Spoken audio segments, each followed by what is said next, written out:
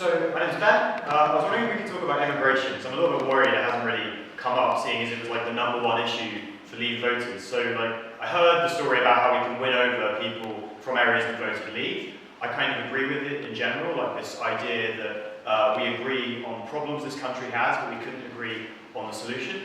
But the place I think that theory kind of breaks down is with immigration. It seems to me the biggest difference between Remain and Leave voting areas is this fundamental disagreement on how much immigration we should have into this country. So how, if there is a second referendum, how do we go to people in areas that voted Leave and persuade them that immigration is a good thing, is okay, especially considering that their beliefs about immigration don't seem to be based in reason or facts. You know, people in areas with less immigrants dislike immigration even more. So how do you win people over from something that's more a state of mind or a feeling than like a rational belief? I think part of that is sort of, so I think one thing we can be looking at is talking about how we address the underlying problems of those places where immigration has been used as a thing to, because there's no evidence that immigration is right that way. Just absolutely everything shows how EU immigrants have been an incredibly powerful beneficial force in this country. In terms of propping up our NHS, as you mentioned earlier, in terms of tax receipts to the EU, in terms of keeping this country going. So I think part of it needs to be about emphasising those contributions. Part of it needs to be about having solutions, like the sort of support fund for post-industrial areas for the suffering and the blaming immigration for those areas. On a more cynical level, I think we also need to look at splitting our messaging a bit. I think we need to have those points about how we can address issues other than immigration, leading to immigration being blamed in areas that people voted Leave, in younger areas among students in big cities. I think we need to be talking there about how immigration is good and a positive force and also allows people to live across 27 other countries. So I think getting better at targeted adverts so that you can see it send the right messages to the right people is part of it.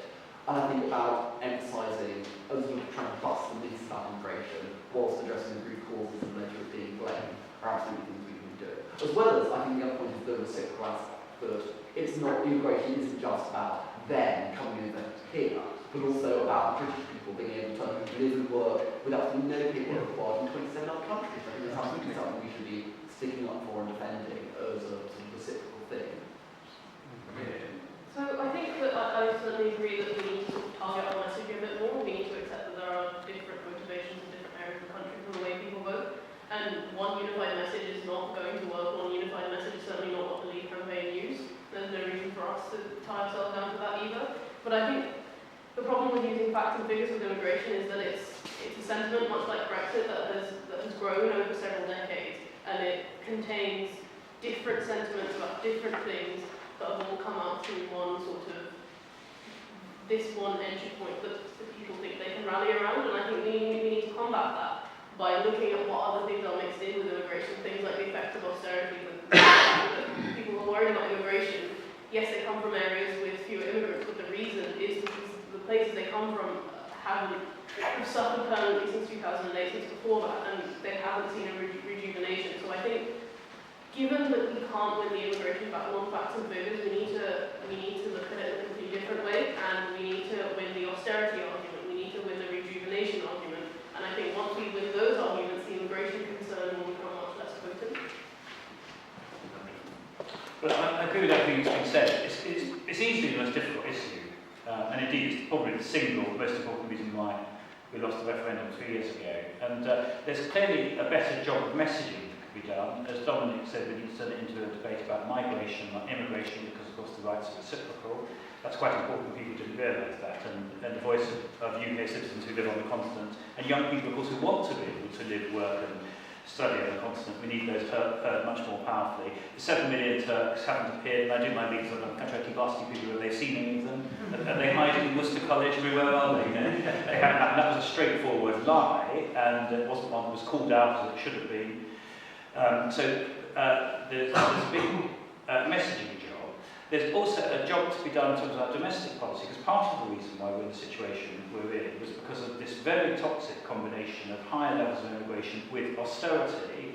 So even though, as Dominic said, there's a macro argument about the country being better off and wages not being forced down by immigration, the big problem is what happened in communities where the population changes, significant population increases in areas with high immigration, where there were also massive cuts in local authority budgets, which meant that people couldn't get their kids into local schools, longer queues at GP surgeries and so on. And these are all facts. So we need to break that link, and we also need to start implementing many of the rules which are allowed under EU law. For example, those people who can't sustain themselves after 3 months have to leave the country.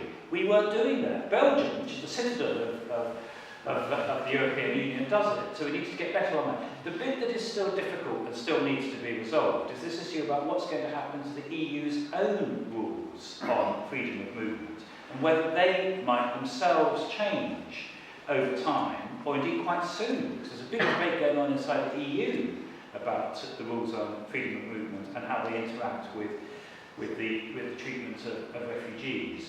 And on that one, I'll be quite frank, there are differences of opinion, and they go to the heart of the David Cameron emergency brake. Opinion one is that we do in fact need to have some mechanism, maybe like Switzerland has within the EEA, for being able to limit migration in areas where there's serious economic pressure, and if so, we need rules for that.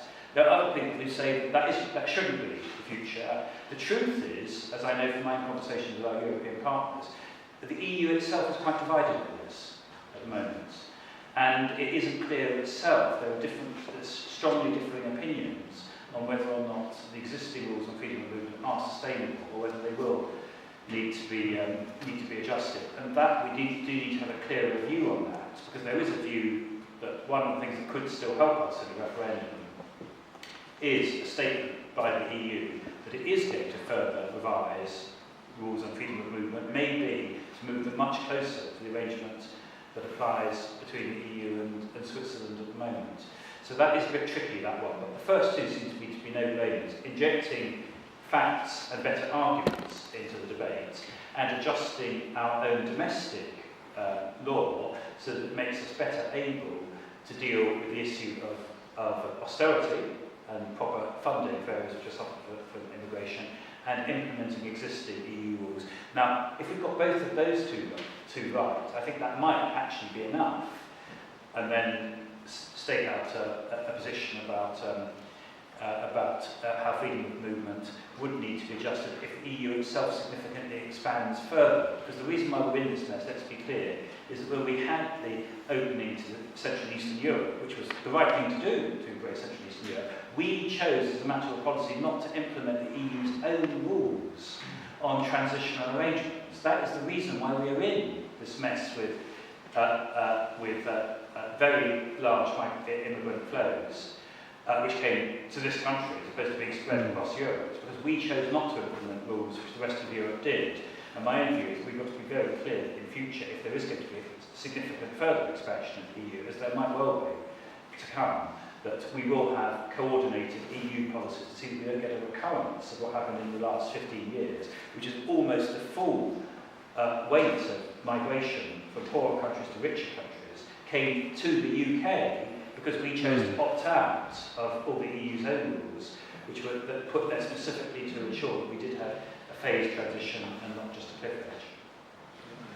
No, it would be wonderful to carry on. Unfortunately, we only have the auditorium until 6 o'clock, which is in 3 minutes' time. So we're going to have to draw the full discussion to a close.